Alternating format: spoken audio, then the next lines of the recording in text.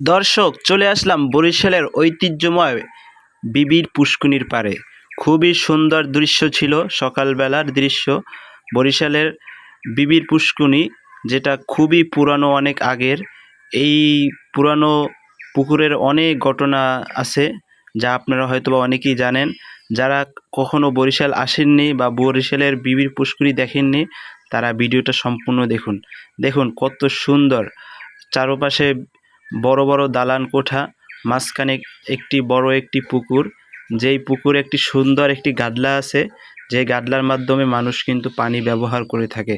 তাছাড়া বরিশাল যাওয়ার সময় তেলের পাম্পের অবস্থা দেখলাম খুবই খারাপ। মানুষ ভিড় দিয়ে এখান থেকে তেল নিতেছে।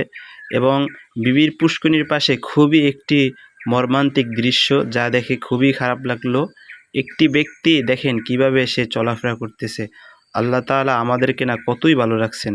তো দর্শক, যারা ভিডিওটা শেষ পর্যন্ত দেখছেন, সবাইকে ধন্যবাদ। চ্যানেলটি সাবস্ক্রাইব করে পাশে থাকবেন।